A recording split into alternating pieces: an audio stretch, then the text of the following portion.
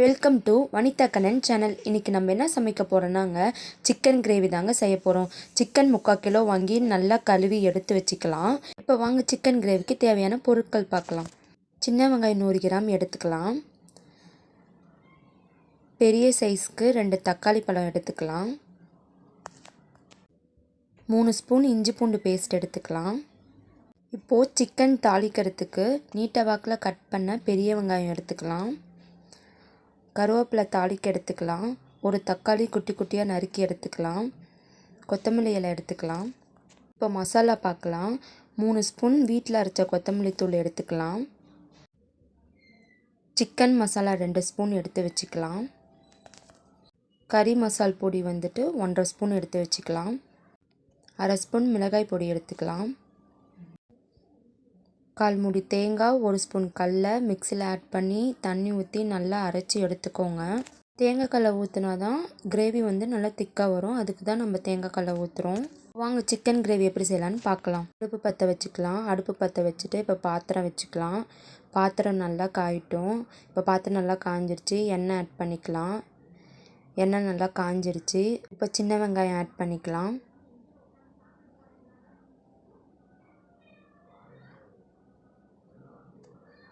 நல்லா வெங்காயம் வதக்கிக்கோங்க.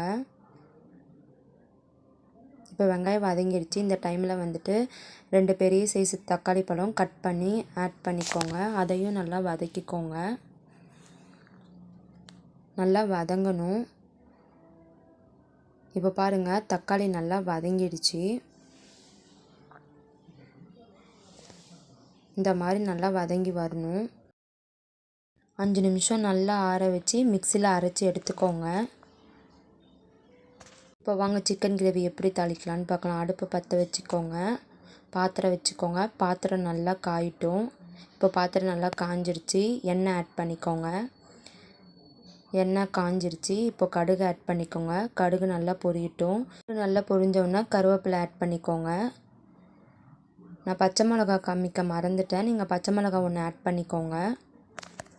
நீட்ட வாக்கில் கட் பண்ண பெரிய வெங்காயம் ஆட் பண்ணிக்கலாம்.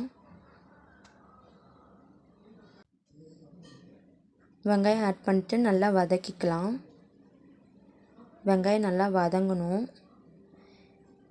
இப்போ பாருங்கள், வெங்காயம் நல்லா வதங்கிடுச்சு. இந்த டைமில் வந்துட்டு நம்ம கட் பண்ணி வச்சுருந்த தக்காளி வந்துட்டு ஆட் பண்ணிக்கலாம். தக்காளி நல்லா வதங்கணும். அதுக்கு நம்ம தேவையான அளவு கல் உப்பு ஆட் பண்ணிக்கலாம். அதுலேயே தேவையான அளவு நான் 1/2 ஸ்பூன் மிளகாய்த்தூள் ஆட் பண்ணியிருக்கேன். உங்களுக்கு காரத்துக்கு தகுந்த மாதிரி மிளகாய்த்தூள் ஆட் பண்ணிக்கோங்க. இஞ்சி பூண்டு பேஸ்ட் ஆட் பண்ணிக்கோங்க. இப்போ நல்லா மிக்ஸ் பண்ணிக்கோங்க. ஒரு 2 மினிட்ஸ் நல்லா மிக்ஸ் பண்ணிக்கோங்க.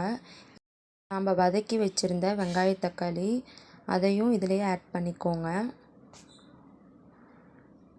ஆட் பண்ணிவிட்டு நல்லா மிக்ஸ் பண்ணிக்கோங்க. நம்ம வீட்டில் அரைச்சி வச்சுருந்த கொத்தமல்லி தூள் 3 ஸ்பூன் எடுத்து வச்சுருக்கோம்ல, அதுவும் இதிலேயே ஆட் பண்ணிக்கோங்க. நம்ம எடுத்து வச்சுருந்த சிக்கன் மசாலா பொடி 2 ஸ்பூன் ஆட் பண்ணிக்கோங்க. கறி மசாலா பொடி 1/2 ஸ்பூன் ஆட் பண்ணிக்கோங்க. இது நல்லா மிக்ஸ் பண்ணிக்கோங்க. 5 மினிட்ஸ் நல்லா மிக்ஸ் பண்ணிக்கோங்க.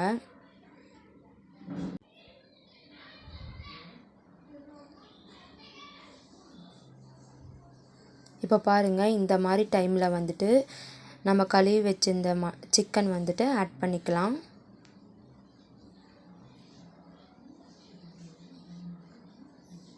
சிக்கன் ஆட் பண்ணிவிட்டு 1/4 ஸ்பூன் மஞ்சத்தூள் ஆட் பண்ணிக்கோங்க.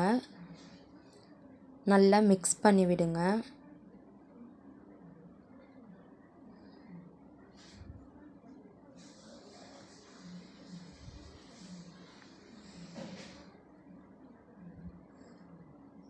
நல்லா மிக்ஸ் பண்ணி விட்டுட்டு இப்போ வந்துட்டு தேவையான அளவு நம்ம தண்ணி ஆட் பண்ணிக்கலாம்.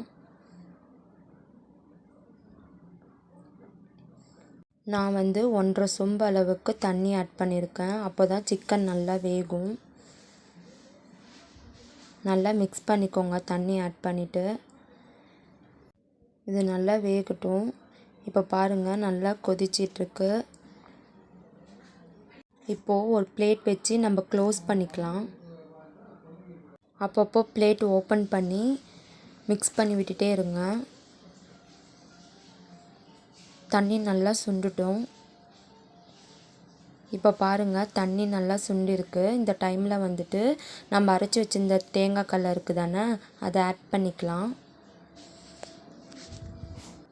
கொஞ்சம் மிக்ஸ் பண்ணிவிட்டு ஒரு கிளாஸ் தண்ணி எடுத்துக்கோங்க. இதுலேயே ஒரு கிளாஸ் தண்ணி ஆட் பண்ணிக்கோங்க. நல்லா இப்போ மிக்ஸ் பண்ணி விடுங்க. நல்லா மிக்ஸ் பண்ணி விட்டுட்டு இது ஒரு 10 மினிட்ஸ் நல்லா வேகட்டும்.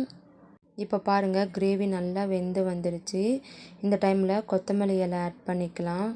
கொத்தமல்லி இலை ஆட் பண்ணிவிட்டு நல்லா மிக்ஸ் பண்ணி விடுங்க. இப்போ அடுப்பை ஆஃப் பண்ணிக்கலாம். இப்போ பாருங்கள் சூப்பரான சிக்கன் கிரேவி ரெடி ஆயிடுச்சு. சாதம், சப்பாத்தி, தோசை எல்லாத்துக்குமே இந்த கிரேவி சூப்பராக இருக்கும். நீங்கள் வீட்டில் ட்ரை பண்ணி பாருங்கள். ட்ரை பண்ணி பார்த்துட்டு எப்படி இருக்குன்னு சொல்லுங்கள். இந்த வீடியோ உங்களுக்கு பிடிச்சிருந்துச்சுன்னா லைக் பண்ணுங்கள், ஷேர் பண்ணுங்கள், கமெண்ட் பண்ணுங்கள், சப்ஸ்கிரைப் பண்ணுங்கள், பக்கத்தில் இருக்க பெல்லை கிளிக் பண்ணுங்கள். பாய்.